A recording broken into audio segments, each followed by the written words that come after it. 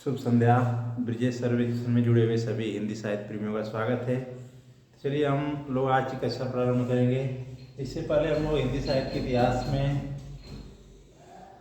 आधुनिक युग में प्रगतिवाद, प्रयोगवाद, समकालीन कविता और नई कविता का अध्ययन कर चुके हैं। अब हम लोग एक एक जो गद्य विधाएँ हैं उनके बारे में अध्ययन करेंगे। तो उसी क्रम में आज हम लोग उपन्यास के बारे में चर्चा करेंगे।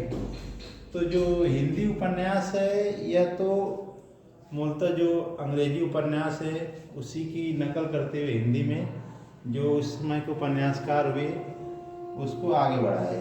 जिससे जो अंग्रेजी भाषा के उपन्यास थे उसकी नकल करके हिंदी भाषा में अपने उपन्यास लिखे।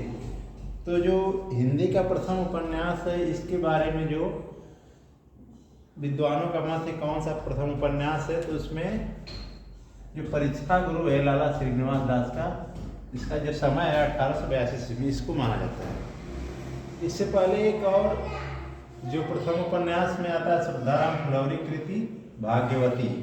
ये जो श्रद्धाराम फुलौरी की है रचना भाग्यवती, इसको भी कई कई विद्वान मानते हैं। इसका समय 1872 ईस्वी है, लेकिन पूर्ण उससे मानता है जो प्रथम मौलिक उपन्यास में लाला श्रीनिवास दास का जो परीक्षा गुरु रचना है इसी को प्रथम उपन्यास माना जाता है। परीक्षा में पूछा जाता है कि हिंदी साहित्य जो प्रथम उपन्यास है वो कौन है, तो उसमें आएगा परीक्षा गुरु। चलिए आगे बढ़ते हैं। परीक्षा गुरु को अधिकांश विद्वान हिंदी का प्रथम मौलिक उपन्यास मानते हैं।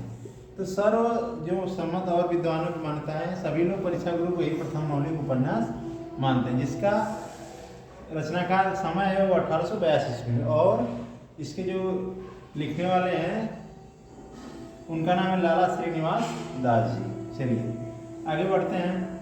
अब उपन्यास का विभाजन होता है, उसको कितने भागों में बांटा गया है। तो जो उपन्यास सम्राट माने जाते हैं मुंशी प्रेमचंद जी, उन्हीं को स्थान दिया गया, उन्हीं के नाम पर ही युगों का वर्णन किया गया, युगों का विभाजन किया गया है। तो जो प्रेमचंद का समय था उसको तो प्रेमचंद युगीन हिंदी उपन्यास कहने के, उनसे पहले के जो उपन्यास हुए रचनाएं हैं उनका नाम प्रेमचंद पूर्व हिंदी उपन्यास। तो इसको तीन भागों में बांटा गया। एक तो केंद्र बिंदु में मुंशी प्रेमचंद के जो उपन्यास सम्राट माने जाते हैं उनको रखा गया है, और उससे पहले का जो समय है उसको प्रेमचंद पूर्व हिंदी उपन्यास माना जाता है। और उनके जो युग के रचनाकार हुए, जो इनकी रचनाएं हुई उनमें प्रेमचंद युगीन हिंदी उपन्यास माना जाता है, जो उनके युग के हुए। आगे जो उनसे बाद के रचनाकार हुए जो उपन्यास लिखे अपनी रचनाओं के माध्यम से हिंदी साहित्य में, वो प्रेमचंद परवर्ती उपन्यासकार हुए। मतलब इसके बाद के जो उपन्यास हुए प्रेमचंद समय के बाद हुए वो प्रेमचंद परवर्ती बाद में, इनके बाद का समय है जो प्रेमचंद परवर्ती उपन्यास। इसको तीन उपन्यास के तीन भागों में बांटा गया है रचनाओं को समझने के लिए, समय को समझने के लिए। एक है प्रेमचंद पूर्व हिंदी उपन्यास, एक प्रेमचंद युगीन हिंदी उपन्यास और एक प्रेमचंद परवर्ती उपन्यास। चलिए अब कुछ उपन्यास हैं उनके रचनाकार जो परीक्षाओं में अक्सर पूछे जाते हैं कि ये उपन्यास किस की रचना है। देखिए इसमें प्रथम जो रचनाकार आते हैं बालकृष्ण भट्ट, जिनकी प्रमुख रचनाओं के बारे में यहाँ वर्णन किए हैं। उनमें इनके उपन्यास जो है राष्ट्र कथा, नूतन ब्रह्मचारी, एक अजान सौ सुजान, ये रचना जो है आपके बालकृष्ण भट्ट जी की है, जो फेमस रचना है। एक अजान सौ सुजान किस उपन्यासकार की कृति है, तो बताएंगे बालकृष्ण भट्ट जी की। इसमें आगे बढ़ते हैं राधा कृष्णदास जी की कुछ उपन्यास, जिसमें निस्सहाय हिंदू इनका प्रसिद्ध उपन्यास है। आगे देखिए बाबू देवकीनंदन खत्री का एक बहुत ही फेमस उपन्यास कई बार परीक्षाओं में पूछ चुका है। उनमें चंद्रकांता का नाम आता है सबसे पहले।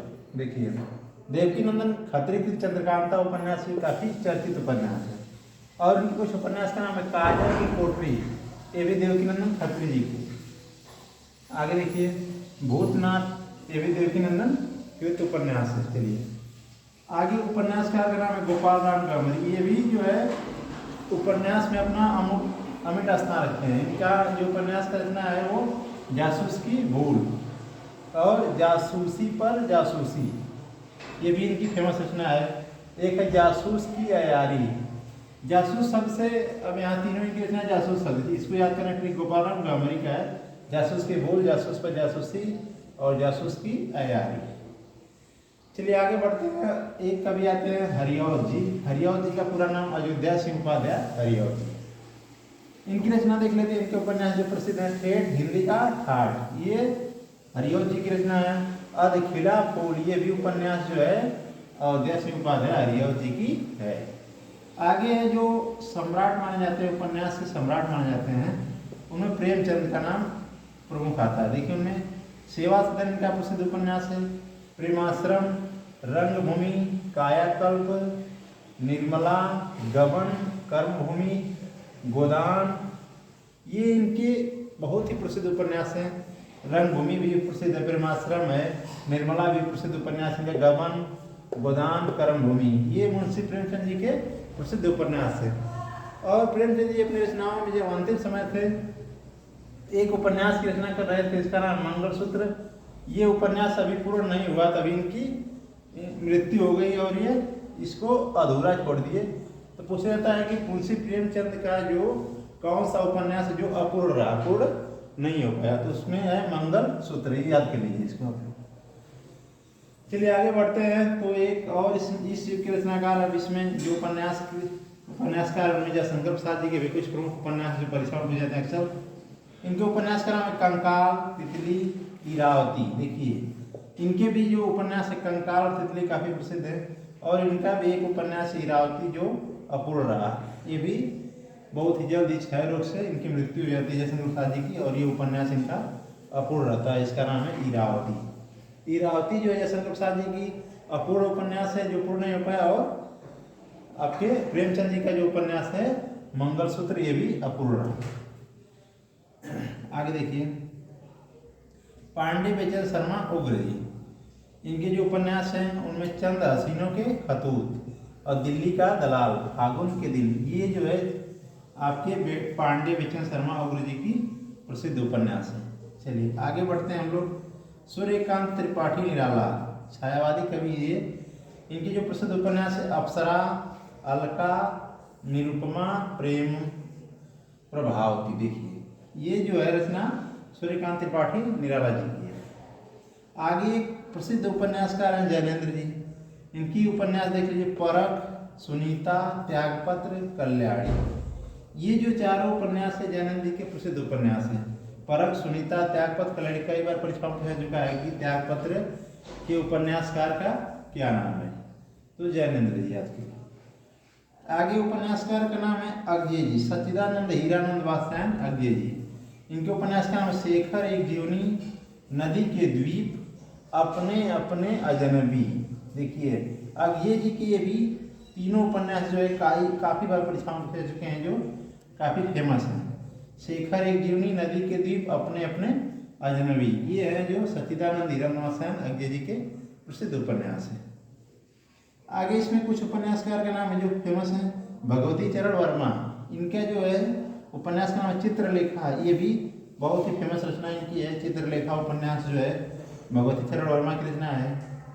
भूले बिसरे चित्र भी भगवती चरण वर्मा के उपन्यास हैं। टेढ़े मेढ़े रास्ते भी इन्हीं के उपन्यास हैं। और सबई नचावत राम गोसाई। ये चारों रचना जो है उपन्यास जो है परीक्षाओं की दृष्टि से काफी महत्वपूर्ण है।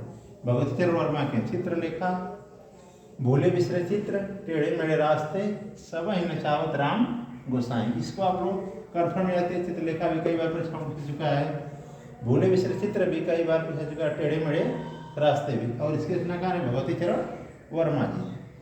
आगे बढ़ते हैं, कुछ और रचनाकार हैं जिनकी रचना देख लीजिए। अमृतलाल नागर जी, इनके उपन्यास का नाम है बूंद और समुद्र, सुहाग के नुपुर, अमृत और विष।